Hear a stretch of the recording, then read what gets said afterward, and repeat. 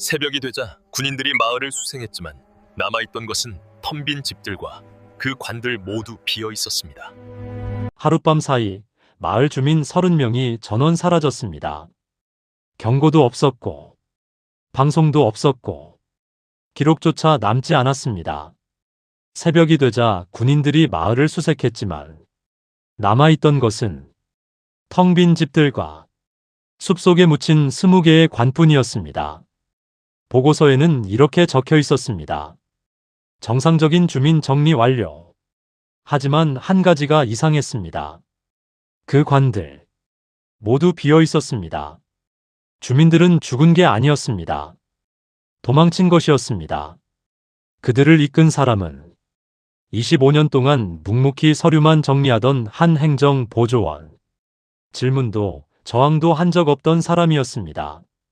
하지만 어느 날 정리 대상 명단의 마지막 줄에 자신의 이름을 발견한 순간 모든 것이 바뀌었습니다. 왜 마을 전체가 그를 따라 나섰을까요? 어떻게 30명은 1000km를 걸어 살아남을 수 있었을까요? 그리고 왜 그들의 탈출은 장례식으로 위장되어야 했을까요? 이것은 살아남지 말았어야 할 사람들의 이야기입니다. 구독과 좋아요를 꼭 좀 부탁드립니다. 저는 왜 30명의 마을 주민들을 데리고 탈출해야 했을까요? 그리고 어떻게 1000km를 걸을 수 있었을까요? 제 이야기는 이렇게 시작됩니다. 저는 사포마을의 행정보조원이었습니다. 마을 주민 명부를 관리하고 상부에서 내려오는 지시사항을 마을에 전달하고 매일같이 보고서를 작성해서 위로 올리는 일이 제가 하는 전부였죠. 25년 동안 오직 그 일만 해왔습니다. 마을 사무실 한쪽 구석에 놓인 낡은 책상 하나가 제 자리였고 먼지 쌓인 서류 뭉치와 낡아 빠진 도장이 제 일상의 전부였습니다. 저는 그저 시키는 대로만 했습니다. 질문하지 않고 의심하지 않고 그냥 묵묵히 서류를 정리하는 사람으로 살아왔죠. 그게 이 나라에서 안전하게 살아남는 유일한 방법이었으니까요. 평생을 그렇게 투명 인간처럼 존재감 없이 살아왔습니다. 아침에 출근하면 책상에 앉아 서류를 펼치고 저녁에 퇴근하면 집으로 돌아가 잠을 자는 것이 전부였습니다. 주말에도 특별한 일은 없었어요. 그냥 집에서 쉬거나 텃밭을 가꾸거나 낡은 라디오를 듣는 정도였죠. 친구도 많지 않았습니다. 이 나라에서는 친구를 사귀는 것조차 조심스러웠거든요. 누가 누구를 고발할지 모르는 세상이었으니까요. 그래서 저는 마을 사람들과도 최소한의 인사만 나눴습니다. 가까워지지 않았어요. 가까워지면 위험했으니까요. 하지만 그렇게 살아도 저는 불행하다고 생각하지 않았습니다. 아니, 불행하다고 생각할 여유조차 없었죠. 그냥 하루하루를 버티는 것만으로도 벅찼으니까요. 사건은 정말로 사소한 것에서 시작됐습니다. 그날은 7월 중순 한여름 한낮이었습니다. 해가 지어라듯 내리쬐는 무더운 날씨였죠. 저는 사무실 창가에 앉아 늘 하던 대로 장부를 정리하고 있었습니다. 땀이 등을 적셨지만 선풍기조차 제대로 돌아가지 않았어요. 전기가 부족해서 하루에 몇 시간만 전기가 들어왔거든요. 그때 멀리서 트럭 소리가 들려왔습니다. 군 보급 트럭 한 대가 먼지를 일으키며 마을 앞 비포장 도로를 따라 천천히 달려오고 있었습니다. 저는 고개를 들어 창밖을 내다봤습니다. 트럭은 마을 입구에서 잠시 속도를 늦추더니 우물가 근처에서 완전히 멈춰섰습니다. 이런 일이 아주 드문 건 아니었습니다. 이 길은 군 보급로였고 가끔씩 이렇게 트럭들이 지나가곤 했으니까요. 하지만 멈춰서는 경우는 많지 않았습니다. 트럭 운전석에서 한 젊은 병사가 내렸습니다. 20대쯤 돼 보이는 얼굴이 햇볕에 그을린 평범한 얼굴의 병사였습니다. 그 병사는 트럭 문을 닫고는 주위를 한번 둘러보더니 천천히 마을 우물가 쪽으로 걸어갔습니다. 날씨가 너무 더워서였을 겁니다. 우물가에는 낡은 두레박과 바가지가 걸려 있었고 병사는 익숙한 동작으로 두레박을 내려 물을 한 바가지 가득 떠올렸습니다. 그리고는 그 차가운 우물물을 벌컥벌컥 들이켰습니다. 목이 무척 말랐던 모양이었죠. 한 바가지를 다 비우고 나서도 다시 한 번 더 물을 떠서 마셨습니다. 바로 그때였습니다. 우물가 평상에 앉아 계시던 노인 한 분이 그 모습을 보고 계셨습니다. 김만철 어르신이었습니다. 80이 넘으신 평생을 이 마을에서만 사셨던 분이었죠. 허리가 많이 굽으셔서 지팡이 없이는 걷기도 힘드신 분이셨습니다. 그 어르신께서 병사를 보시더니 마치 혼잣말하듯이 나지막하게 말씀하셨습니다. 이제 군인들도 여기서 쉬어가는구먼. 정말로 그저 혼잣말이었습니다. 특별한 의도도 없고 누구에게 하는 말도 아닌 그냥 오래 살아온 노인이 변화를 보며 중얼거린 짧은 한마디였을 뿐이었죠. 옛날에는 군인들이 이 마을에서 멈추는 일이 없었는데 요즘은 가끔 쉬어간다는 정도의 뜻이었을 겁니다. 그 말을 들은 병사는 아무런 반응도 보이지 않았습니다. 그냥 물을 다 마시고는 바가지를 제자리에 걸어두고 다시 트럭 쪽으로 걸어갔습니다. 트럭 문을 열고 올라타더니 시동을 걸고 다시 출발했습니다. 트럭은 먼지를 일으키며 마을을 지나쳐 북쪽으로 사라졌습니다. 마을은 다시 조용해졌습니다. 우물가의 김만철 어르신은 그대로 평상에 앉아 계셨고 햇볕은 여전히 뜨겁게 내리쬐고 있었습니다. 저는 그때 사무실 창가에서 그 모든 장면을 지켜봤습니다. 그리고 속으로 생각했죠. 아무 일도 아니구나. 그저 더운 날 물 한 바가지 마시고 간 병사 하나. 그리고 그걸 본 노인의 혼잣말 한마디일 뿐이었으니까요. 저는 다시 제 장부로 시선을 돌렸습니다. 하지만 모든 게 그렇게 끝난 건 아니었습니다. 그날 저녁 해가 지고 1시간쯤 지났을 때였습니다. 제 사무실 문이 갑자기 열렸습니다. 상급 담당자가 들어왔습니다. 얼굴에 표정이 없었고 손에는 서류 한 장을 들고 있었습니다. 그는 제 책상으로 다가와 서류를 탁 하고 내려놓았습니다. 오늘 오후 이 시각 마을 우물가에서의 발언건. 저는 무슨 말인지 몰라 서류를 집어들었습니다. 서류 맨 위에는 빨간 글씨로 보고 요망이라고 적혀 있었고 그 아래에는 짧은 문장 하나가 적혀 있었습니다. 민간인이 군 이동 및 활동에 대해 부적절한 언급을 함. 저는 순간 숨이 막히는 것 같았습니다. 제가 조심스럽게 물었습니다. 이게 대체 무슨 문제가 되는 겁니까? 그저 노인이 혼잣말한 것뿐인데요. 담당자는 저를 쳐다보지도 않은 채 차갑게 말했습니다. 문제가 되는지 안 되는지를 판단하는 건 당신이 할 일이 아니요. 위에서 판단하는 거요. 당신은 그냥 보고만 제대로 올리면 되는 거예요. 그는 그 말을 남기고는 돌아서서 나가버렸습니다. 저는 떨리는 손으로 서류를 다시 내려다봤습니다. 저는 그 서류를 받아들 수밖에 없었습니다. 이 나라에서는 말의 내용이나 크기가 중요한 게 아니었습니다. 누가 어디서 무슨 말을 했느냐, 그 위치가 문제였습니다. 노인의 혼잣말 한마디가 군과 관련된 발언으로 기록되는 순간, 그건 더 이상 사소한 일이 아니었습니다. 저는 25년 동안 이 일을 해오면서 이런 식의 보고를 수없이 올려왔습니다. 누군가의 말 한마디, 누군가의 행동 하나하나가 서류가 되어 위로 올라가는 걸 봐왔죠. 그리고 그 서류가 올라간 뒤에 어떤 일이 벌어지는지도 알고 있었습니다. 3년 전에는 마을 목수가 사라졌습니다. 그는 술에 취해 정부를 비판하는 말을 했었죠. 그 말을 누군가 보고했고 일주일 뒤 그는 집에서 끌려갔습니다. 그 뒤로 소식이 없었어요. 가족들도 그에 대해 입을 다물었습니다. 5년 전에는 젊은 여자 하나가 중국으로 도망치려다 잡혔습니다. 그녀는 공개 재판을 받았고 마을 사람들 모두가 그 재판을 보러 가야 했습니다. 그녀의 죄목은 조국 배신이었죠. 판결이 내려지는 걸 보면서 저는 아무 표정도 지을 수 없었습니다. 표정을 짓는 것조차 위험했으니까요. 그리고 10년 전에는 제 옆자리에서 일하던 동료가 어느 날 출근하지 않았습니다. 그는 외국 라디오를 몰래 들었다는 혐의를 받았다고 했어요. 그의 책상은 다음날 치워졌고 그에 대해 묻는 사람은 아무도 없었습니다. 이런 일들을 보면서 저는 배웠습니다. 살아남으려면 보고 듣고 말하지 말아야 한다는 것을요. 그리고 시키는 대로만 해야 한다는 것을요. 그날 밤 저는 그 서류를 위로 올렸습니다. 제 손으로 직접 도장을 찍고 봉투에 넣어서 상부로 보냈습니다. 그게 제 일이었으니까요. 저는 그냥 서류를 정리하고 명부를 관리하는 사람이었습니다. 25년을 그렇게만 살아왔습니다. 존재감 없이 조용히 시키는 대로만 움직이면서요. 그날 밤 집으로 돌아가는 길 저는 우물가를 지나쳤습니다.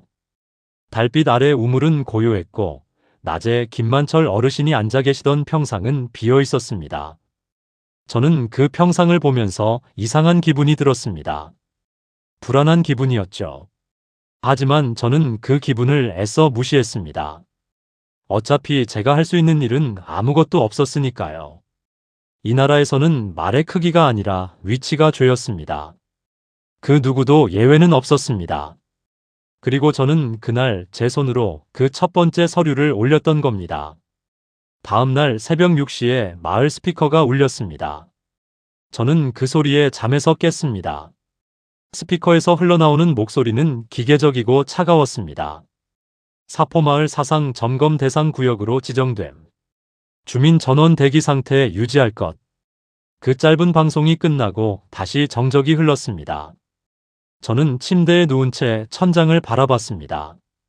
가슴 속에서 무언가가 철렁 내려앉는 느낌이었습니다. 사포마을. 그게 바로 저희 마을이었습니다. 사상 점검 대상이라는 말의 의미를 저는 너무나 잘 알고 있었습니다. 이건 단순한 조사가 아니었습니다. 이건 마을 전체를 묶는다는 선언이었죠. 저는 일어나 창밖을 내다봤습니다. 동이 트기 시작하는 새벽 하늘 아래 마을은 숨을 죽인 듯 조용했습니다. 평소 같으면 이 시각에 벌써 움직이는 사람들이 보여야 했습니다. 밭으로 나가는 사람, 우물가로 물을 길러가는 사람들이요. 하지만 그날 아침은 달랐습니다. 단 한 사람도 집 밖으로 나오지 않았습니다. 모두가 방송의 의미를 알고 있었던 겁니다. 저는 옷을 입고 사무실로 향했습니다. 평소보다 1시간 일찍 출근하는 길이었지만 제 발걸음은 무거웠습니다. 마을길을 걷는 동안 단 한 사람도 마주치지 않았습니다. 집집마다 문은 굳게 닫혀 있었고 커튼 뒤로 숨어서 밖을 내다보는 시선들만 느껴졌습니다. 오전 8시가 조금 안 됐을 때 저는 사무실 창가에서 그들이 들어오는 걸 봤습니다. 군 지프차 세대가 먼지를 일으키며 마을 입구로 들어왔습니다.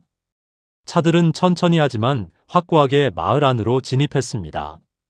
첫 번째 차는 마을 입구에 멈춰섰고 두 번째 차는 마을 중심부에 세 번째 차는 마을 뒤편 출구에 자리를 잡았습니다. 군인들이 차에서 내렸습니다. 모두 12명이었습니다. 그들은 각자의 위치로 흩어져 마을의 모든 통로를 막아섰습니다. 누구도 들어올 수 없고 누구도 나갈 수 없게 된 겁니다. 저는 창가에서 그 광경을 지켜보면서 두 손을 꽉 쥐었습니다. 손바닥에서 식은땀이 났지만 저는 아무 표정도 지을 수 없었습니다. 마을 사람들도 창문 너머에서 지켜보고 있었을 겁니다. 하지만 아무도 밖으로 나오지 않았습니다. 아무도 소리를 내지 않았습니다. 고요함만이 마을을 짓눌렀습니다. 그 고요함 속에는 공포가 섞여 있었습니다. 하지만 그 공포조차 밖으로 드러낼 수 없는 곳이 바로 이곳이었습니다. 저는 제 책상 앞에 앉았습니다. 평소처럼 장부를 펼쳤습니다. 하지만 글씨 하나 제대로 눈에 들어오지 않았습니다. 머릿속에서는 온갖 생각들이 뒤엉켰습니다. 어제 제가 올린 그 서류 때문에 이렇게 된 건가? 김만철 어르신은 지금 어디 계실까? 마을 사람들은 무사할까? 하지만 저는 그 어떤 생각도 밖으로 꺼낼 수 없었습니다. 제 얼굴에는 여전히 아무 표정도 없었습니다. 오전 9시 군 책임자가 제 사무실로 들어왔습니다. 계급장을 보니 대위였습니다. 그는 제 책상 앞에 서서 명령조로 말했습니다. 마을 주민명부 전부 내놔. 저는 대답했습니다. 네. 그리고 서랍을 열어 명부를 꺼냈습니다. 손이 떨렸지만 저는 그 떨림을 숨겼습니다. 명부를 건네는 제 손은 놀랍도록 안정적이었습니다. 25년 동안 몸에 밴 습관이었죠. 어떤 상황에서도 평정을 유지하는 것, 그게 살아남는 방법이었으니까요. 대위는 명부를 받아들고 천천히 페이지를 넘겼습니다. 그리고 물었습니다. 어제 오후 이 시경 우물가에 누가 있었지? 저는 침을 삼켰습니다. 목구멍이 바짝 말라 있었지만 제 목소리는 담담했습니다. 김만철 동무가 계셨습니다. 그 사람만? 네. 제가 본 바로는 그 시각에 그분만 계셨습니다. 대위는 명부에서 김만철이라는 이름을 찾아 굵은 빨간 펜으로 동그라미를 그렸습니다. 그리고 말했습니다. 이 사람 가족 구성원 다 적어. 저는 종이를 꺼내 적기 시작했습니다. 김만철 83세, 아들 김철수 55세, 며느리 박순희 52세, 손자 김영호 28세, 손녀 김영숙 25세. 5명의 이름을 적는 동안 제 머릿속에서는 그들의 얼굴이 하나하나 떠올랐습니다. 김철수는 마을 목수였고 박순희는 항상 웃는 얼굴로 밭일을 하던 분이었습니다. 김영호는 얼마 전에 결혼 준비를 하고 있다는 소식을 들었고 김영숙은 평양에서 교원으로 일하다가 최근에 마을로 돌아온 처녀였습니다.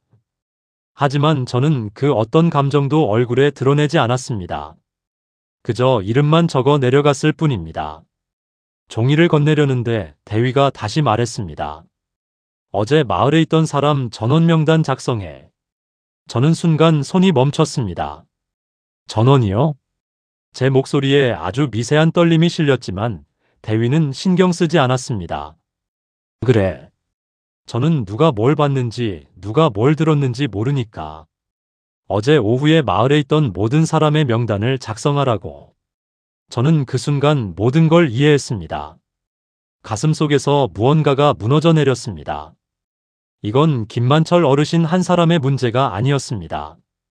이건 어제 그 시각에 마을에 있던 모든 사람들의 문제였습니다. 이 나라에서는 범인을 찾지 않았습니다.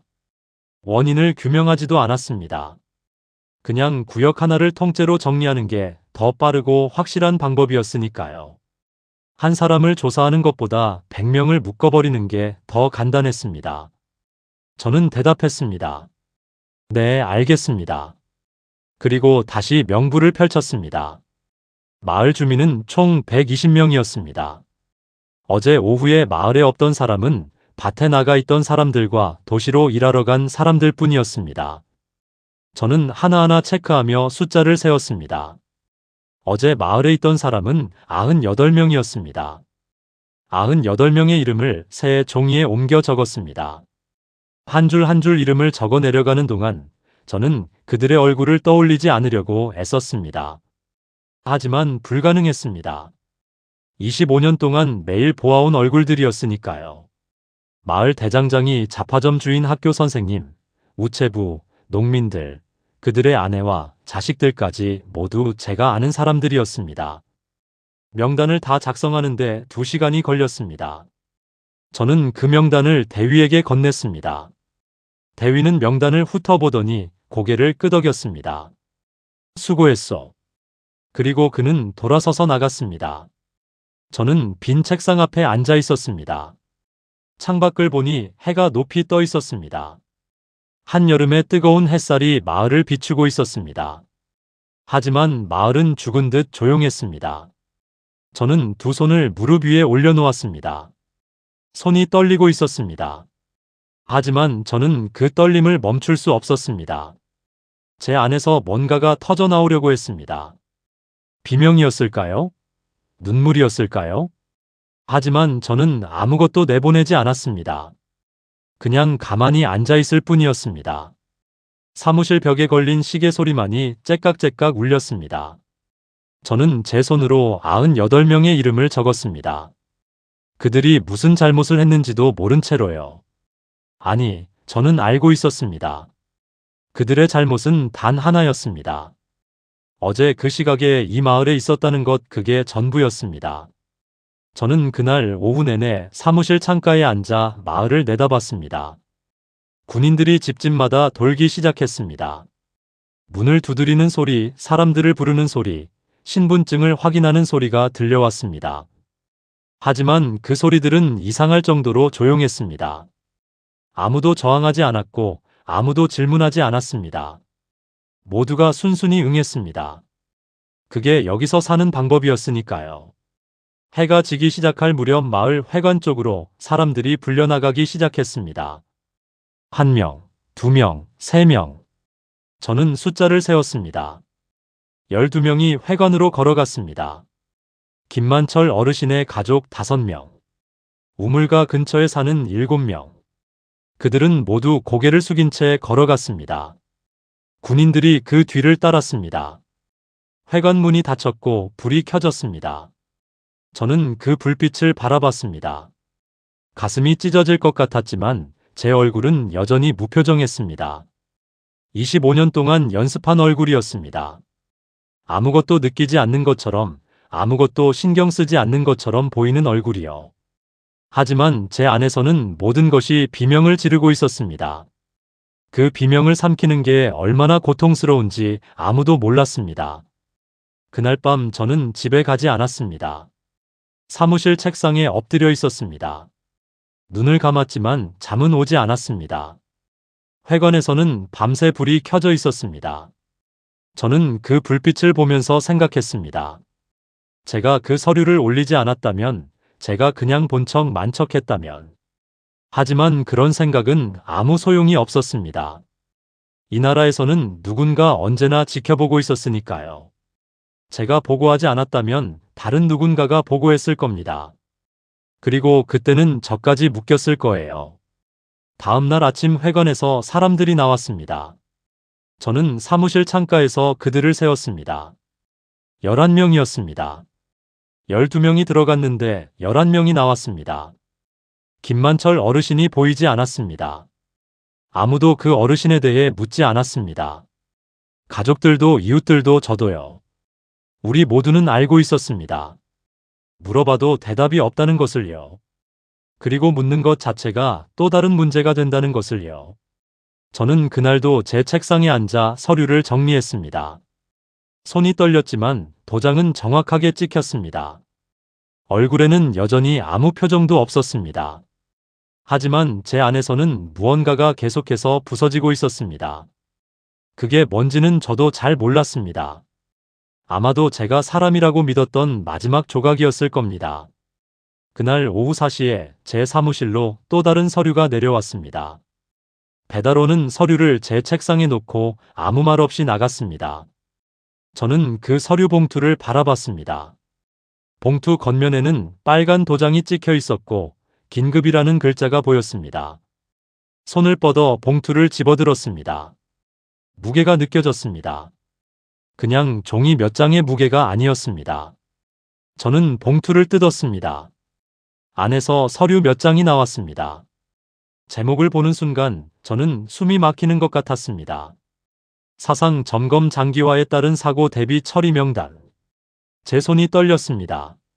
하지만 저는 그 서류를 펼쳤습니다. 첫 페이지에는 절차가 적혀 있었습니다. 점검 기간이 3일을 초과할 경우 하기 명단에 있는 인원에 대해 사고사 또는 전사 처리를 진행할 수 있음. 이는 사회 안정 유지를 위한 예방적 조치임. 저는 그 문장을 2번 읽었습니다. 사고사 전사 처리. 그 말의 의미는 명확했습니다. 이 사람들은 살아서 돌아가지 못한다는 뜻이었습니다. 제가 어제 작성한 98명의 명단 중에서 누군가를 골라내 아예 정리해버린다는 것이었죠. 2번째 페이지를 넘겼습니다. 거기에는 이름들이 적혀 있었습니다. 저는 천천히 읽어내려갔습니다.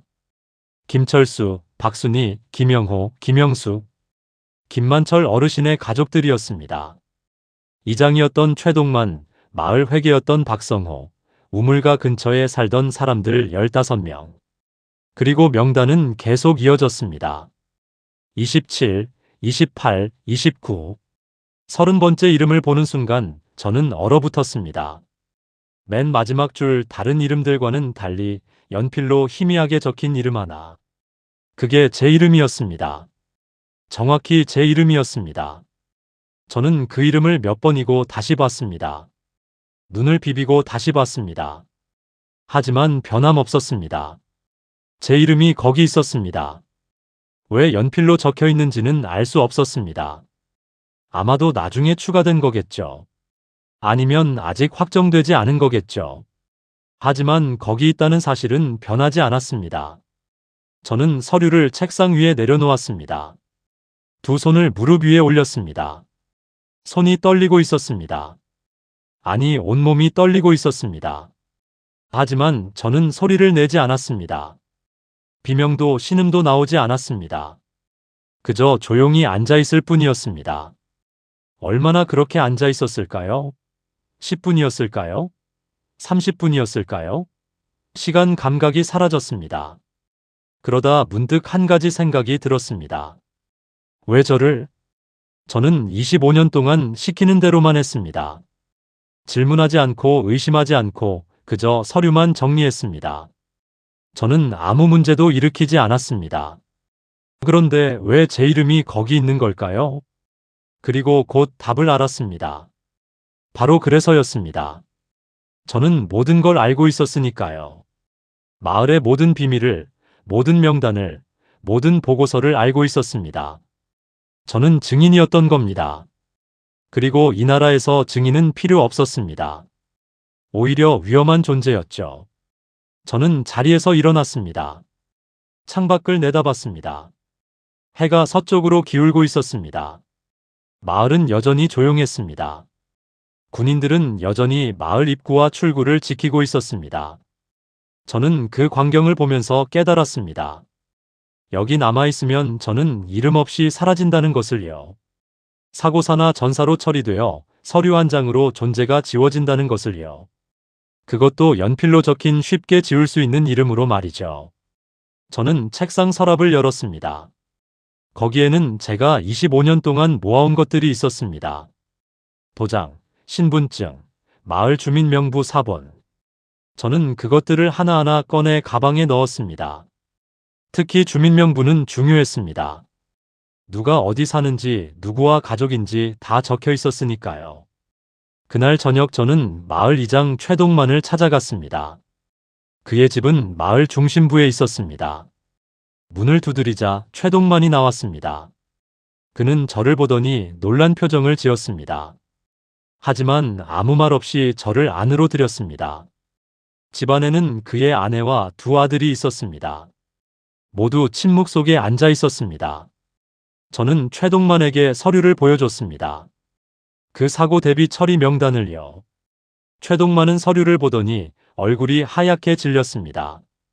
그의 이름도 거기 있었으니까요. 저는 나지막하게 말했습니다.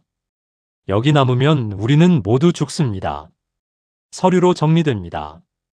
최동만은 고개를 끄덕였습니다. 그도 알고 있었던 겁니다. 어떻게 하면 됩니까? 최동만이 물었습니다.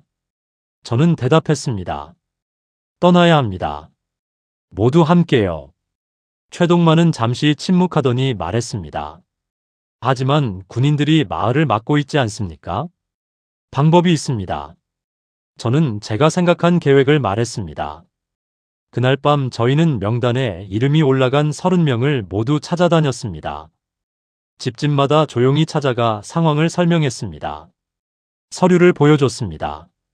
자기 이름을 확인한 사람들의 얼굴에서 혈색이 사라졌습니다. 하지만 모두 침묵했습니다. 비명도 울음도 없었습니다. 그저 고개를 끄덕일 뿐이었습니다. 25년이 아니라 50년, 60년을 그렇게 살아온 사람들이었습니다. 공포조차 조용히 삼키는 법을 배운 사람들이었죠. 자정이 넘어서 저희는 다시 최동만의 집에 모였습니다. 30명 전원이 왔습니다. 아무도 빠지지 않았습니다. 다들 알고 있었던 겁니다. 여기 남으면 죽는다는 것을요. 최동만이 물었습니다. 어떻게 나갈 겁니까? 군인들이 지키고 있는데요. 저는 대답했습니다. 장례 행렬로 나갑니다. 사람들이 저를 쳐다봤습니다. 저는 계속 설명했습니다. 김만철 어르신이 돌아가셨습니다. 장례를 치러야 합니다. 사상 점검 중이라도 장례는 허가됩니다. 관을 20개 준비합니다. 운구 인원과 상주 인원 포함해서 30명입니다. 우리는 장례 행렬로 마을을 나갑니다. 사람들은 서로를 쳐다봤습니다. 누군가 물었습니다. 관 20개는 어디서 구합니까?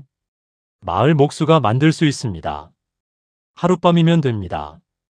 또 다른 사람이 물었습니다. 나간 뒤에는 어디로 갑니까? 저는 조용히 대답했습니다.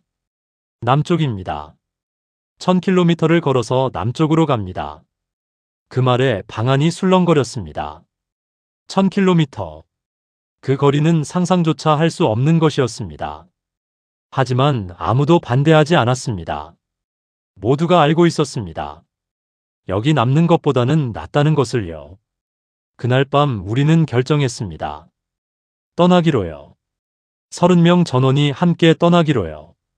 그게 우리가 살아남을 수 있는 유일한 방법이었습니다. 저는 그날 밤 집으로 돌아가지 않았습니다. 최동만의 집에서 다른 사람들과 함께 앉아 있었습니다. 창밖으로 별이 보였습니다. 저는 그 별들을 보면서 생각했습니다. 이제 저는 존재감 없는 사람이 아니라 아예 존재하지 않는 사람이 되는구나. 하지만 그게 살아남는 방법이라면 저는 기꺼이 그렇게 되기로 했습니다. 다음 날 새벽 목수 박성호가 관을 만들기 시작했습니다. 그는 마을에서 가장 솜씨 좋은 목수였는데 그의 창고에는 가구를 만들려고 모아둔 판자들이 쌓여 있었어요. 하지만 이제 그 판자들은 전혀 다른 용도로 쓰이게 될 참이었죠. 저는 새벽 3시에 박성호의 창고로 찾아갔습니다. 그는 이미 어둠 속에서 작업을 시작하고 있었어요. 톱질하는 소리가 새벽 공기를 가르고 있었죠. 저는 말없이 그의 옆에 섰습니다. 그가 저를 보더니 고개를 끄덕였어요. 아무 말도 필요 없었습니다. 우리는 알고 있었죠. 이 관들이 무엇을 위한 것인지를요.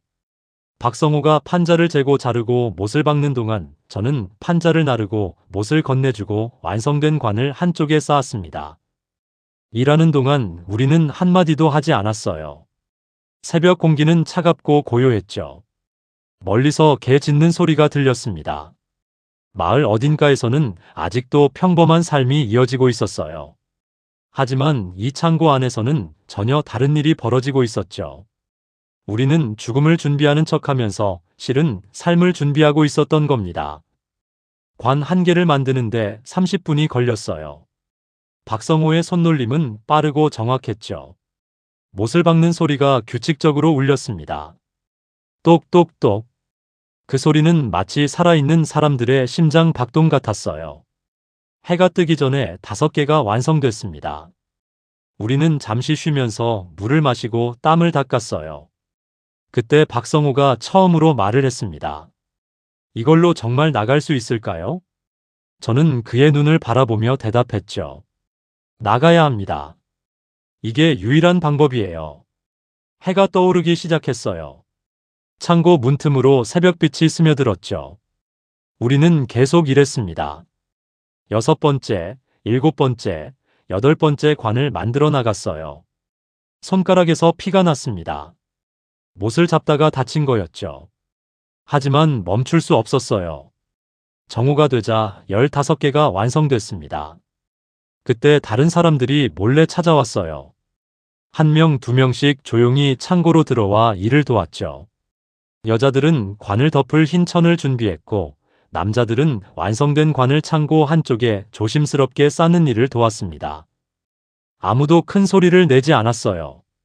모두가 숨죽여 일했죠. 창고에는 긴장감으로 가득했지만 동시에 이상한 연대감도 느껴졌습니다. 우리는 함께 살아남으려 하고 있었던 거예요. 오후 4시쯤 마지막 20번째 관이 완성됐습니다. 박성호가 못을 마지막으로 박고 손을 내려놓았어요. 그의 손은 떨리고 있었죠. 피로 때문이었을까요? 아니면 두려움 때문이었을까요? 아마 둘 다였을 겁니다. 저는 그의 어깨에 손을 올렸어요. 고맙습니다. 박성호는 고개를 저으며 말했죠. 우리 모두를 위한 일이에요. 20개의 관이 창고 안에 가지런히 놓여있는 그 광경은 정말 기이했습니다. 죽음을 위한 관들이었지만 우리에게는 생명의 상자였던 거죠. 저는 관 하나를 쓰다듬어 봤어요. 나무는 거칠었지만 튼튼했습니다. 저는 군부대로 찾아갔습니다. 손에는 준비한 서류가 들려 있었어요. 서류에는 이렇게 적혀 있었죠. 김만철 83세 심장마비로 사망. 유가족 및 마을 주민 합동 장례식 거행 요청. 관 20개. 참석 인원 30명. 내일 새벽 5시 출발 예정. 군 책임자의 사무실 문을 두드렸어요. 안에서 들어오라는 목소리가 들렸죠. 저는 들어가 경례를 했습니다. 오랜 습관이었어요. 군 책임자는 저를 쳐다보지도 않고 손짓으로 앉으라고 했습니다. 저는 의자에 앉아 서류를 내밀었어요. 그는 서류를 집어들고 천천히 읽었습니다. 얼굴에는 아무 표정도 없었죠. 시간이 천천히 흘렀어요. 벽에 걸린 시계 소리만 째깍째깍 울렸습니다. 저는 두 손을 무릎 위에 올려놓고 기다렸어요. 손이 떨리고 있었지만 저는 그 떨림을 숨겼죠. 합동장. 군 책임자가 물었습니다. 저는 최대한 침착하게 대답했어요. 네. 동무 책임자. 김만철 어르신 외에도 최근 들어 돌아가신 분들이 계셔서요. 경제적 여건상 따로 장례를 치를 수가 없어서 마을에서 합동으로 치르기로 결정했습니다. 이건 완전한 거짓말은 아니었어요. 실제로 이 지역에서는 가난 때문에 합동 장례가 흔했거든요. 여러 집안이 비용을 나눠 장례를 치르는 게 일반적이었죠. 군 책임자는 명단을 확인했습니다. 관 20개, 운구 인원 10명, 상주 인원 20명, 총 30명. 그의 눈이 명단을 훑었어요. 저는 숨을 참았습니다. 혹시 의심하는 건 아닐까? 혹시 이상하게 보이는 건 아닐까 싶었죠. 하지만 군 책임자는 별다른 반응을 보이지 않았어요. 그에게는 그저 하나의 행정 업무였을 뿐이었던 겁니다. 목적지는 어디요? 그가 물었어요. 마을 북쪽 공동묘지입니다. 거기서 매장할 예정이에요. 시간은? 새벽 5시에 출발해서 오전 8시까지는 복귀하겠습니다. 군 책임자는 잠시 생각하더니 서류에 도장을 찍었어요. 빨간 도장이 서류 위에 찍히는 순간 저는 가슴이 쿵 내려앉는 느낌을 받았습니다. 됐다. 허가가 났어. 그는 서류를 저에게 건네며 말했죠. 새벽 5시 정각. 늦지 마시오. 그리고 오전 8시까지 반드시 복귀하시오. 시간을 어기면 문제가 됩니다. 저는 서류를 받으며 대답했어요. 네. 알겠습니다. 감사합니다. 저는 일어나 다시 경례를 하고 사무실을 나왔습니다. 문을 닫는 순간 저는 벽에 기댔어요. 온몸에서 힘이 빠졌죠. 하지만 동시에 희망이 솟아났습니다. 우리는 이제 합법적으로 마을을 나갈 수 있게 된 거예요. 그날 저녁 30명이 다시 모였습니다. 박성호의 창고였죠. 저는 허가서를 꺼내 보여줬어요. 사람들은 서류를 돌려가며 봤습니다. 누군가의 손이 떨렸고 다른 사람은 눈물을 흘렸어요. 하지만 모두 조용히 있었죠. 최동만이 나지막하게 말했습니다. 이제 준비합시다. 시간이 많지 않아요. 우리는 역할을 나눴어요. 관을 운반할 10명의 운구군을 정했는데 저와 박성호, 최동만 그리고 젊고 힘센 남자 7명이었습니다. 나머지 20명은 상주로서 뒤를 따르기로 했죠. 김만철 어르신의 가족들, 노인들, 여자들이었어요. 우리는 운구군들이 팔에 두를 흰 완장을 준비했고 상주들은 검은 옷을 준비했습니다. 모든 것이 진짜 장례처럼 보여야 했거든요. 그리고 가장 중요한 작업이 시작됐습니다. 관 안에 짐을 넣는 일이었죠. 각자 준비한 짐을 꺼냈어요. 옷 2벌, 담요 1장, 물병, 그리고 마른 식량. 옥수수, 감자, 건어물 조금이 전부였습니다. 우리는 20개의 관을 열고 짐을 하나씩 넣었어요. 관 안에 조심스럽게 배치하는데 너무 무거우면 운반할 수 없었고 너무 가벼우면 의심을 살 수 있었으니까요. 적당한 무게를 맞춰야 했죠. 저는 제 가방을 관 하나에 넣었습니다. 가방 안에는 주민명부와 신분증 그리고 부모님 사진이 들어있었어요. 관 뚜껑을 닫는 순간 이상한 기분이 들었습니다. 제 삶을 관 안에 넣는 것 같았죠. 25년의 삶이 그 작은 가방 하나에 담겨 있었던 겁니다. 모든 준비가 끝났을 때는 자정이 넘어 있었어요. 우리는 창고 안에 둘러앉았습니다. 아무도 말하지 않았죠. 다들 각자의 생각에 잠겨 있었어요. 저는 사람들의 얼굴을 하나하나 봤습니다.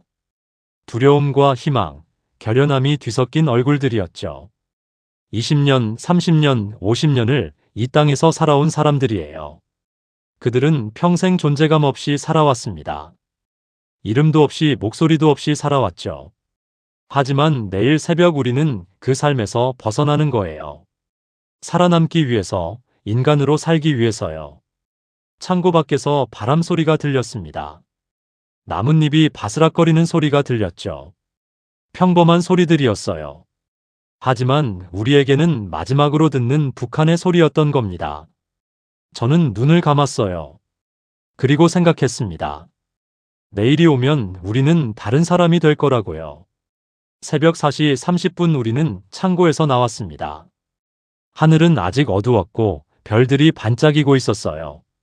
20개의 관을 마을 광장으로 옮기는데 조용히 천천히 옮겼죠. 관마다 흰 천을 덮고 들에서 꺾어온 야생화를 한 송이씩 놓았어요. 완벽한 장례 행렬이었습니다. 우리는 흰 완장을 팔에 둘렀고 상주들은 검은 옷을 입었어요. 얼굴에는 슬픔을 띄었죠. 진짜 슬픔은 아니었지만 그렇게 보이도록 했던 겁니다. 새벽 5시 정각 우리는 출발했어요. 10명의 운구군이 관을 들어 올렸습니다. 관 2개당 1명씩 우리는 어깨에 관을 메고 천천히 걷기 시작했죠. 뒤에서 상주들이 고개를 숙이고 조용히 따라왔어요. 관은 예상보다 무거웠습니다. 안에 든 짐의 무게가 느껴졌죠. 하지만 우리는 흔들림 없이 걸었어요. 발걸음을 맞추면서 천천히 장중하게 걸었습니다. 장례 행렬은 원래 그렇게 걷는 거니까요. 마을길은 고요했어요. 아직 해가 뜨기 전이었고 사람들은 잠들어 있었죠. 우리의 발소리만이 고요를 깼습니다. 마을 입구가 보였어요. 거기 군인 2명이 서서 우리를 지켜보고 있었죠. 저는 앞장서서 걸으며 허가서를 손에 쥐었어요. 심장이 빠르게 뛰었습니다. 하지만 걸음은 흔들리지 않았죠. 우리는 군인들 앞에 도착했어요. 한 군인이 손을 들어 우리를 멈춰 세웠습니다. 어디 가는 거요? 저는 허가서를 내밀었어요. 합동장례입니다. 허가받았어요. 군인은 서류를 받아 확인했습니다. 손전등을 비춰 서류를 읽고 도장을 확인하고 명단을 훑어봤어요. 시간이 느리게 흘렀죠. 저는 숨을 참았습니다. 다른 운구군들도 움직이지 않고 관을 어깨에 맨 채 서 있었어요. 군인이 서류를 돌려주며 말했습니다. 가시오. 오전 8시까지 돌아오시오. 저는 서류를 받으며 대답했죠. 네. 알겠습니다. 우리는 다시 걷기 시작했어요. 군인들을 지나쳐 마을 경계를 넘었습니다. 그 순간 제 등에서 식은땀이 흘렀어요. 하지만 우리는 계속 걸었죠. 뒤돌아보지 않고 앞만 보고 걸었습니다. 마을이 점점 멀어졌어요. 우리가 평생 살았던 그 마을이 점점 작아져 갔죠. 저는 그 광경을 보지 않으려 했습니다.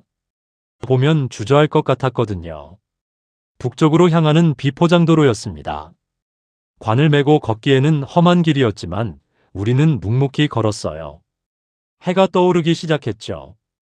동쪽 하늘이 붉게 물들고 새들이 울기 시작했어요. 평범한 아침이었습니다. 하지만 우리에게는 특별한 아침이었죠. 이 아침 이후 우리의 삶은 완전히 달라질 거였으니까요. 30분을 걸었을 때 공동묘지가 멀리 보이기 시작했어요. 낡은 비석들이 여기저기 서 있는 언덕이었죠. 우리는 속도를 늦추지 않고 계속 걸었습니다.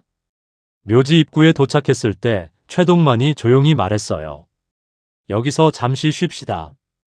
우리는 관을 내려놓았습니다. 어깨가 쑤셨고 땀이 흘렀지만 우리는 쉴 수 없었어요. 주위를 살폈습니다. 아무도 없었어요. 군인들도 따라오지 않았죠.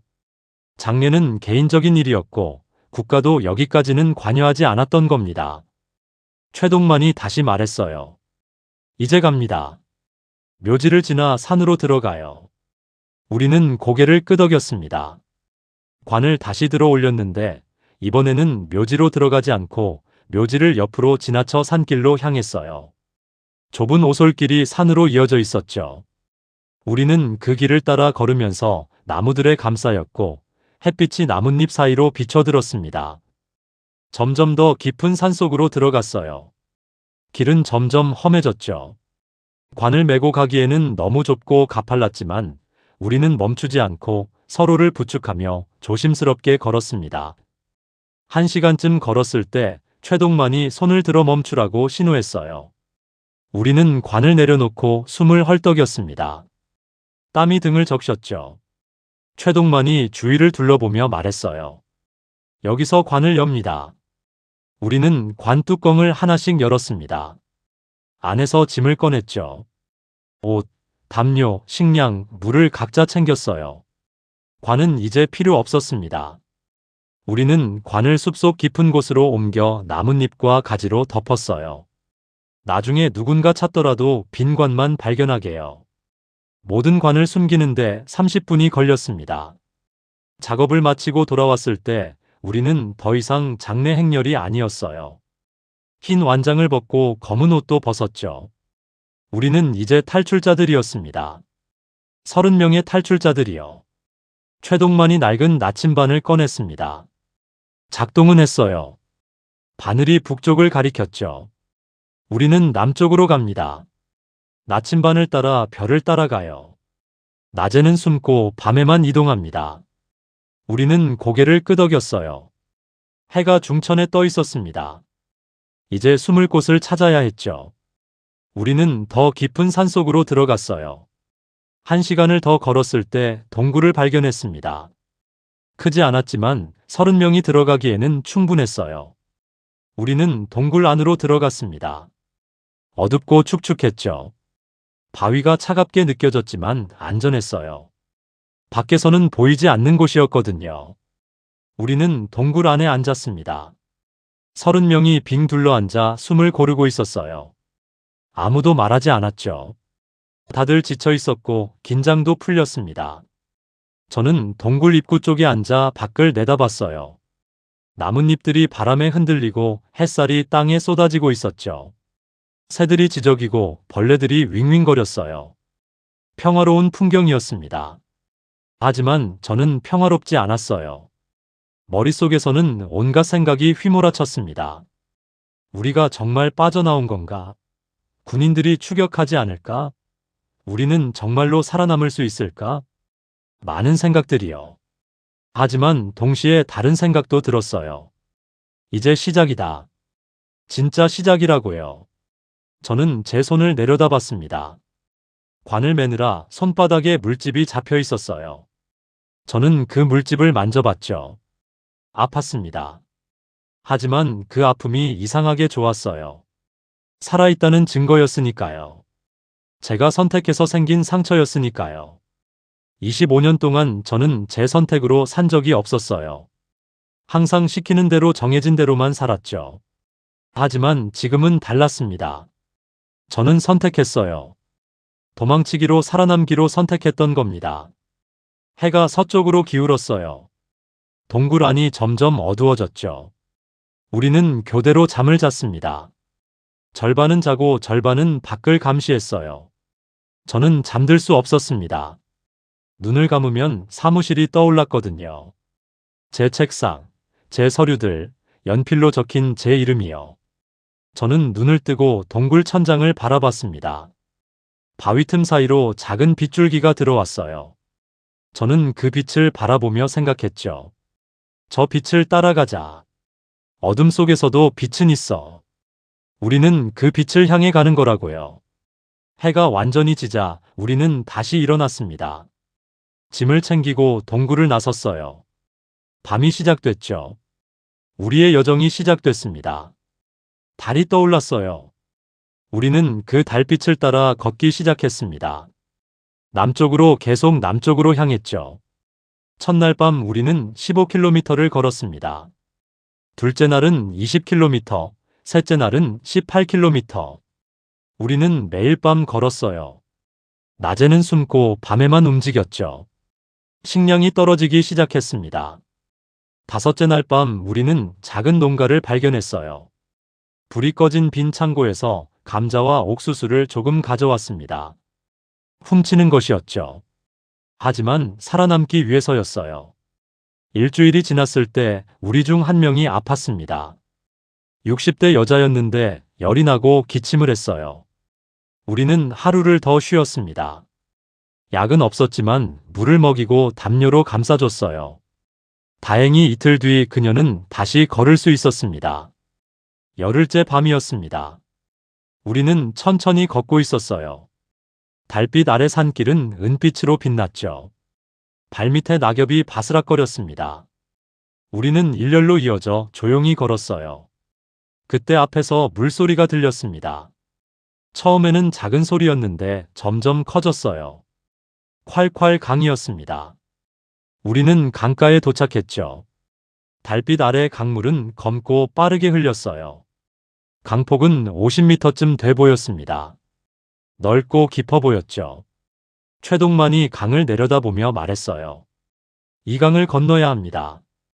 지도를 보면 이 강을 건너지 않으면 남쪽으로 갈 수 없어요. 누군가 물었습니다. 다리는 없습니까? 상류에 다리가 있긴 한데 거기는 검문소가 있을 겁니다. 우리는 여기서 건너야 해요. 우리는 강가에 서서 물을 바라봤습니다. 물살이 빨랐어요. 물소리가 크게 들렸죠. 두려움이 우리를 감쌌습니다. 저는 물을 바라보며 생각했어요. 이 물을 건너면 우리는 한 걸음 더 자유에 가까워지는 거라고요. 최동만이 말했습니다. 준비합시다. 옷과 식량은 머리 위로 들어올리세요. 물에 젖으면 안 돼요. 그리고 서로 손을 잡으세요. 한 줄로 이어져서 건너야 합니다. 누구 하나라도 놓치면 모두 위험해요. 우리는 짐을 다시 챙겼습니다. 옷을 단단히 묶고 식량을 비닐로 싸서 머리 위로 들어올렸어요. 그리고 서로의 손을 잡았죠. 강한 사람과 약한 사람을 번갈아 배치했습니다. 저는 중간쯤에 섰어요. 앞에는 최동만이, 뒤에는 여자 한 명이 있었죠. 최동만이 먼저 강으로 들어갔습니다. 물이 그의 발목을 적시고 종아리를 무릎을 적셨어요. 그는 천천히 조심스럽게 발밑의 돌들을 더듬으며 걸었습니다. 우리도 뒤를 따랐어요. 한 명씩 30명이 한 줄로 이어져 강으로 들어갔습니다. 물은 차가웠어요. 뼈까지 스며드는 차가움이었죠. 저는 이를 악물었습니다. 한 발 한 발 조심스럽게 내디뎠어요. 물이 허리까지 차올랐습니다. 물살이 제 몸을 밀었어요. 중심을 잡기가 힘들었죠. 저는 앞사람의 손을 꽉 잡았고 뒷사람의 손도 느껴졌어요. 우리는 서로에게 의지하며 걸었습니다. 물이 가슴까지 차올랐어요. 숨쉬기가 힘들었죠. 물살이 더 세졌습니다. 강 한가운데로 올수록 물살은 더 강해졌어요. 그때였습니다. 뒤에서 비명소리가 들렸어요. 아! 저는 뒤를 돌아봤습니다. 어둠 속에서 누군가 물에 빠지는 게 보였어요. 아이였습니다. 8살짜리 여자아이 영이었죠. 그 아이는 발을 헛디뎠어요. 작은 몸이 물에 쓸려갔습니다. 물살이 아이를 휩쓸어 갔어요. 영이야. 어머니가 비명을 질렀습니다. 순이 씨였어요. 그녀는 아이를 잡으려 손을 뻗었지만 닿지 않았죠. 그녀는 주저없이 물속으로 뛰어들었습니다. 딸을 구하기 위해서였어요. 우리는 모두 얼어붙었습니다. 한 줄로 이어진 우리는 움직일 수 없었거든요. 움직이면 모두가 위험했으니까요. 하지만 저는 보고 있을 수만은 없었어요. 잠깐만요. 저는 앞사람과 뒷사람의 손을 놓고 물살을 거슬러 순이 씨 쪽으로 헤엄쳐 갔습니다. 어둠 속에서 그녀가 보였어요. 물을 삼키며 허우적대고 있었죠. 영희를 찾으려 애쓰고 있었어요.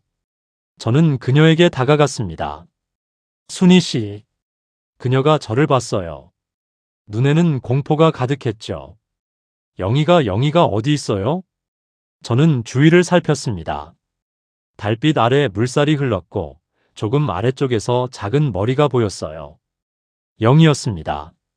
아이는 물에 떠내려가며 허우적대고 있었죠. 다른 남자 둘이 아이 쪽으로 헤엄쳐 갔어요. 철수와 영호였습니다. 그들은 빠르게 헤엄쳤죠. 철수가 영희에게 먼저 도착했어요. 그는 아이를 잡아 머리 위로 들어 올렸습니다. 잡았어요. 그가 소리쳤어요. 우리는 안도의 한숨을 쉬었죠. 철수는 아이를 안고 강가로 헤엄쳤고 영호가 그를 도왔습니다. 저는 순희 씨를 잡았어요. 가요. 빨리. 우리는 강가를 향해 헤엄쳤습니다. 물살이 우리를 밀었죠. 힘들었어요. 팔이 저리고 다리가 쑤셨습니다. 하지만 저는 포기하지 않고 순희 씨의 손을 꽉 잡았어요. 우리는 강가에 도착했습니다. 다른 사람들이 우리를 잡아당겼어요. 저는 물 밖으로 나와 숨을 헐떡였습니다. 온몸이 떨렸어요. 차가운 물 때문이었을까요? 아니면 두려움 때문이었을까요? 아마 둘 다였을 겁니다. 영희는 강가에 누워 기침을 하며 물을 토했어요. 얼굴이 창백했지만 살아있었습니다. 순희 씨가 달려가 딸을 안았어요. 영희야, 영희야. 그녀는 소리내어 울었고 영희도 어머니 품에서 울었습니다. 우리는 다시 숫자를 세웠어요. 1명, 2명, 3명, 29명이었습니다. 1명이 부족했죠. 누구였을까요? 저는 주위를 둘러봤습니다. 그리고 깨달았어요. 영호가 보이지 않았습니다. 철수와 함께 영희를 구했던 그 젊은 남자가요. 영호는요? 영호는 어디 있습니까? 저는 물었어요. 사람들이 서로를 쳐다봤지만 아무도 대답하지 못했습니다. 우리는 강물을 살폈어요. 달빛 아래 물은 계속 흘렀지만 영호는 보이지 않았죠. 저는 강가를 따라 걸으며 하류 쪽을 살폈습니다. 혹시 떠내려가지 않았을까? 혹시 어딘가 붙잡혀 있지 않을까 싶었죠. 하지만 아무것도 보이지 않았어요. 물소리만 크게 들렸습니다. 최동만이 제 어깨에 손을 올렸어요. 그만 찾으시오. 그는 이미 우리가 할 수 있는 게 없어. 저는 강물을 바라봤습니다. 검은 물이 빠르게 흘렀어요. 영호는 26살이었습니다. 결혼을 앞두고 있었고 평양에서 일하다가 이번에 가족과 함께 탈북하기로 한 청년이었어요. 밝은 성격에 항상 다른 사람을 도와주던 사람이었죠. 그런 그가 지금 이 강 어딘가에 있었습니다. 돌아오지 못하는 곳에요. 저는 고개를 숙이고 속으로 말했어요. 영호에게요. 미안합니다. 우리를 위해 뛰어들었는데 우리는 당신을 구하지 못했어요. 눈물이 났습니다. 저는 그 눈물을 닦았어요. 울 시간이 없었으니까요. 우리는 1시간 동안 강가에서 기다렸습니다. 혹시 영호가 나타날까 해서요. 하지만 그는 나타나지 않았어요. 강이 그를 데려간 겁니다. 최동만이 조용히 말했습니다. 가야 합니다. 더 기다릴 수 없어요. 새벽이 오기 전에 여기서 멀어져야 해요. 우리는 알고 있었습니다. 하지만 떠나기가 힘들었어요. 한 사람을 두고 가는 게 너무 가혹했죠. 순희 씨가 영희를 안고 일어나 강을 향해 깊게 절했습니다. 고맙습니다, 영호 씨. 제 딸을 살려주셔서 고맙습니다. 부디 편히 쉬세요. 다른 사람들도 절을 했어요. 저도 절을 했습니다. 우리는 영호에게 작별 인사를 하고 등을 돌렸어요. 다시 걷기 시작했습니다. 젖은 옷을 입고 무거운 마음을 안고 걸었죠. 뒤에서 강물 소리가 들렸어요. 그 소리는 한참 동안 우리를 따라왔습니다. 저는 그 소리를 들으며 생각했어요. 우리는 계속 잃어가고 있다. 한 명씩 조금씩 잃어가고 있다고요. 하지만 동시에 다른 생각도 들었습니다. 그래도 우리는 계속 가야 한다. 그들을 위해서라도요. 우리는 그날 밤부터 더 조심스럽게 걸었습니다. 강을 건널 때도 더 천천히 움직였고 위험한 곳에서는 2번, 3번 확인했어요. 2주가 지났을 때 우리는 200km를 걸었습니다. 발에는 물집이 생기고 터졌어요. 신발이 다 닳아서 천으로 감싸 걸었습니다. 식량도 거의 바닥났죠. 우리는 낮에 숨어있던 숲에서 먹을 수 있는 풀과 열매를 찾았습니다. 버섯도 몇 개 발견했지만 독버섯인지 아닌지 확신할 수 없어서 먹지 않았어요. 3주째 되는 날 우리는 작은 마을을 발견했습니다. 밤에 마을을 우회해서 지나가려 했는데 한 집에서 개가 짖었어요. 우리는 숨을 죽이고 멈춰섰죠. 집 안에서 불이 켜졌습니다. 누군가 나올 것 같았어요. 우리는 재빨리 숲속으로 숨었습니다. 한 남자가 손전등을 들고 나와 주위를 살폈지만 우리를 발견하지 못했어요. 그 남자가 다시 들어가고 불이 꺼졌을 때 우리는 조용히 그 마을을 벗어났습니다. 심장이 터질 것 같았어요. 한 달이 지났을 때 우리는 400km를 걸었습니다. 29명 모두 살아 있었지만 모두 지쳐 있었어요. 체중이 많이 빠졌고 얼굴은 깎아진 것처럼 여위었죠. 그날 밤 우리는 산속 동굴에서 쉬고 있었습니다. 최동만이 나침반을 보며 말했어요. 우리는 이제 절반쯤 왔습니다. 500km를 더 가면 돼요. 사람들의 얼굴에는 희망과 절망이 동시에 떠올랐습니다. 절반이나 왔다는 안도감, 그리고 아직도 절반이나 남았다는 두려움이요. 한 노인이 물었습니다. 우리 정말 갈 수 있을까요? 저는 그 노인을 바라봤습니다. 80이 넘은 분이었어요. 지팡이의 의지에 매일 밤을 걸었던 분이었죠. 저는 대답했습니다.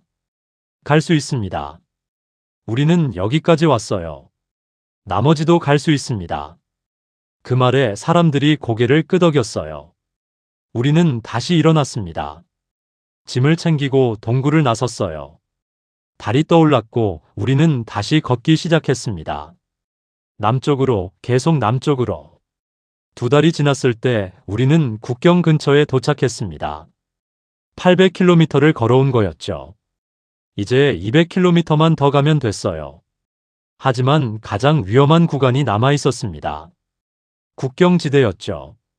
군인들이 순찰하고 감시탑이 있고 지뢰가 묻혀 있는 곳이었어요. 최동만이 우리를 모았습니다. 여기서부터는 더 조심해야 해요. 낮에도 움직일 수 없어요. 순찰이 심하거든요. 우리는 일주일 정도 기다렸다가 달이 없는 밤에 국경을 넘어야 합니다. 우리는 산속 깊은 동굴에 숨어 일주일을 기다렸습니다. 식량은 거의 다 떨어졌고 물도 부족했어요. 하지만 우리는 참았습니다. 여기까지 왔는데 조급함 때문에 실패할 수는 없었으니까요. 7일째 되는 날 밤 하늘에 구름이 가득했습니다. 달이 보이지 않았어요. 최동만이 말했습니다. 오늘입니다. 오늘 밤 국경을 넘어요. 우리는 짐을 챙겼습니다. 가장 가벼운 것들만 챙겼어요. 무거우면 빨리 움직일 수 없었거든요. 자정이 되자 우리는 동굴을 나왔습니다. 어둠 속에서 한 줄로 이어져 천천히 걸었어요. 최동만이 앞장섰고 저는 중간쯤에서 사람들을 챙겼습니다. 2시간을 걸었을 때 철조망이 보였습니다. 국경이었어요. 높은 철조망이 길게 이어져 있었고 곳곳에 감시탑이 서 있었죠. 우리는 숲속에 숨어 감시탑을 관찰했습니다. 순찰병이 지나갔어요. 손전등을 비추며 천천히 걸었죠. 우리는 숨을 죽였습니다. 순찰병이 멀어지자 최동만이 속삭였습니다. 지금입니다. 우리는 철조망으로 다가갔습니다. 최동만이 가위를 꺼내 철조망을 끊기 시작했어요. 짤깍짤깍 소리가 어둠 속에서 크게 들렸죠. 저는 뒤를 돌아보며 순찰병이 오는지 확인했습니다. 심장이 빠르게 뛰었어요. 철조망에 구멍이 뚫렸습니다. 충분히 큰 구멍이었어요. 최동만이 먼저 들어갔습니다. 그리고 손짓으로 다른 사람들을 불렀어요. 한 명씩 철조망을 통과했습니다. 노인들, 여자들, 아이들. 모두 조용히 빠르게 움직였어요. 제 차례가 됐을 때 저는 철조망을 통과하면서 뒤를 돌아봤습니다. 북한의 땅이 보였어요. 어둠 속에 잠긴 그 땅에서 저는 25년을 살았습니다. 하지만 이제 저는 그곳을 떠나는 거였어요. 저는 철조망을 완전히 통과했습니다. 그리고 남쪽 땅을 밟았어요. 다리에 힘이 풀렸습니다. 그 자리에 주저앉고 싶었지만 저는 일어서서 다른 사람들을 도왔습니다. 마지막 사람이 통과했을 때 우리는 다시 달렸습니다. 철조망에서 멀어지기 위해서였어요. 숲속으로 깊이 들어갔고 1시간을 더 걸었습니다. 해가 뜨기 시작했어요. 동쪽 하늘이 밝아지고 새들이 울기 시작했습니다. 우리는 멈춰 섰습니다. 최동만이 나침반을 보며 말했습니다. 우리는 이제 남쪽 땅에 있습니다. 사람들이 서로를 쳐다봤어요. 그리고 누군가 울기 시작했습니다. 조용히 소리 없이 울었죠. 다른 사람들도 눈물을 흘렸어요. 저도 울었습니다. 2달 동안 참았던 눈물이 쏟아졌어요. 우리는 했어요. 1000km를 걸어서 여기까지 왔어요. 하지만 여정은 아직 끝나지 않았습니다. 우리는 남한 땅에 있었지만 아직 안전하지 않았어요. 우리를 찾아줄 사람들을 만나야 했죠. 3일을 더 걸었을 때 우리는 작은 마을을 발견했습니다. 나만의 마을이었어요. 깨끗한 도로가 있었고 불빛이 밝았죠. 최동만이 말했습니다.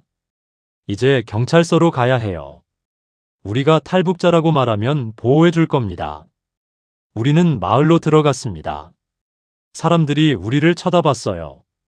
우리는 너무 지저분하고 여윈 모습이었으니까요. 경찰서를 찾았습니다. 문을 열고 들어갔어요. 경찰관이 놀란 표정으로 우리를 봤습니다. 저는 말했습니다. 우리는 북한에서 왔습니다. 도와주세요. 경찰관이 급히 전화를 걸었고 곧 다른 경찰관들이 왔습니다. 그들은 우리에게 물과 음식을 주었고 의자에 앉으라고 했어요. 저는 의자에 앉았습니다. 처음으로 제대로 된 의자에 앉았어요. 2달 만에요. 눈물이 또 났습니다. 이번에는 안도의 눈물이었어요. 우리는 살아남았습니다. 29명 전원이 살아남았어요. 일주일 뒤 우리는 하나원에 도착했습니다. 남한 사회에 적응하기 위한 교육을 받는 곳이었죠. 3개월 동안 그곳에서 지냈습니다. 언어를 배우고 문화를 배우고 새로운 삶을 준비했어요.